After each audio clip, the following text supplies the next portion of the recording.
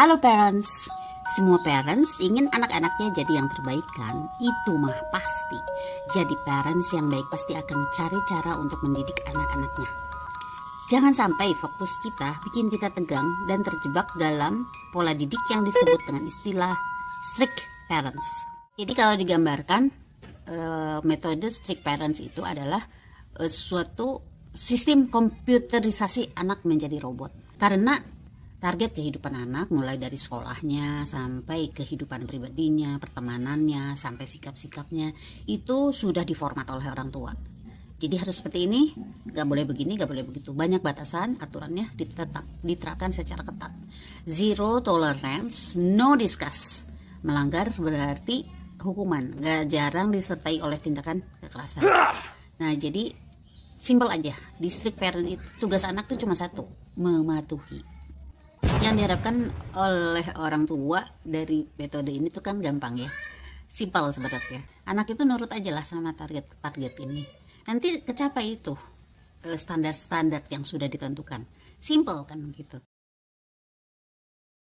Yang ada anak jadi mati potensinya, mau gini mau gitu, pasti nggak boleh kan, nggak mau beride karena pasti dihalangin, pasti dibatasin, pasti nggak bisa, pasti dilarang. Jadi introvert karena pertemanannya dibatasi, kesini salah, gitu salah, ini salah. Akhirnya dia ya sudahlah menarik diri, terus lebih memilih diam karena takut disalahin. Jadi begitu orang tua bertanya segala macam, dia memilih diam karena gini juga pasti salah, menjawab salah, tidak menjawab juga pasti salah. Jadi apa bedanya? Jadi waktu ada pelanggaran, akhirnya anak jadi berbohong supaya nggak dimarahin, karena dimarahin itu lelah ya. Apalagi kalau pakai tindakan kekerasan.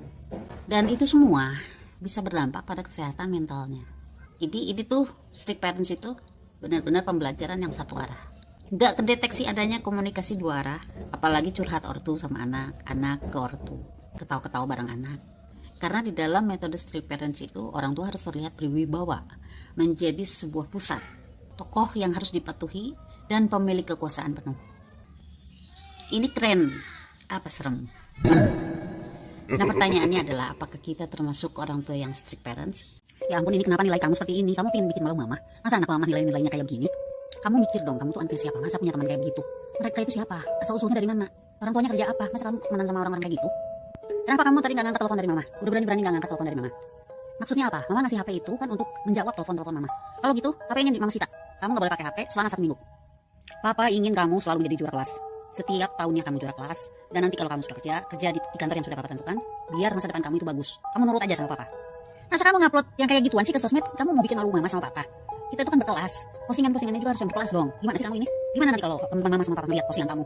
Masa anak mama sama papa posting gambaran seperti itu? Hapus! Kamu itu harus pintar, sekolahnya harus tinggi, sekolahnya di atas penting. Nah kalau kita dengar kalimat-kalimat ini keluar dari mulut kita, itu artinya kita termasuk dalam kategori strict parents. Jangan salah, tujuan awal dari strict parents itu bagus, yaitu pingin bikin anak kita jadi bagus kan. Anak itu harus pintar, artinya anak itu harus belajar terus nilai-nilai di sekolahnya juga bagus-bagus, memenuhi target, memenuhi standar. Dan selalu harus ranking atau setidaknya 5 besar, itu standarnya tinggi. Dan itu adalah sebuah keharusan.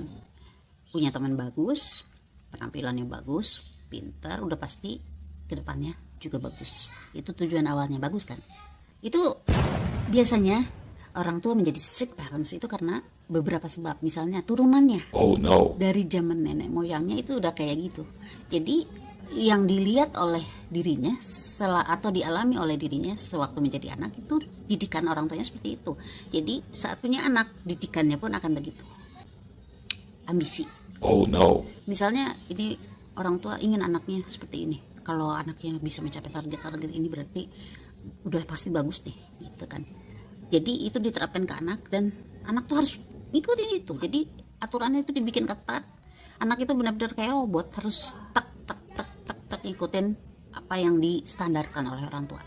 Terus alasan lainnya karena parno. Jadi misalnya sebagai orang tua ada ketakutan anaknya drugs, pergaulan bebas. Jadi celah-celah kemungkinan menuju ke arah ke situ tuh ditutup sama orang tua. Jadi peraturannya dibikin secara ketat. Jadi anak itu sudah tidak mungkin bisa punya celah untuk melakukan atau memikirkan hal-hal yang aneh-aneh. Atau bisa juga karena gini, sebelumnya mereka orang tua yang asik-asik aja gitu. Oh no. Tapi dari hasil pendidikan mereka ke anak mereka yang asik-asik aja, ternyata punya efek yang buruk. Anak itu tiba-tiba menjadi seorang pemabuk atau melakukan kejahatan atau melakukan hal-hal negatif. Karena pengalaman itu, akhirnya untuk anak kedua, ketiga, dan seterusnya diberlakukanlah metode pendidikan strict parents. Cuman ada yang dilupakan sama orang tua, yaitu bahwa anak juga manusia, punya rasa, punya hati, punya ide, punya potensi, dan jiwanya harus berkembang seirama dengan perkembangan fisiknya. Proses pembelajaran anak itu memang tanggung jawab orang tua. Silahkan dipikirkan efek baiknya atau buruknya untuk anak. Cuman pastikan sikap kita, kata-kata kita ke anak, atau tekanan-tekanan kita kepada anak gak akan bikin gangguan ke kesehatan mental mereka nantinya.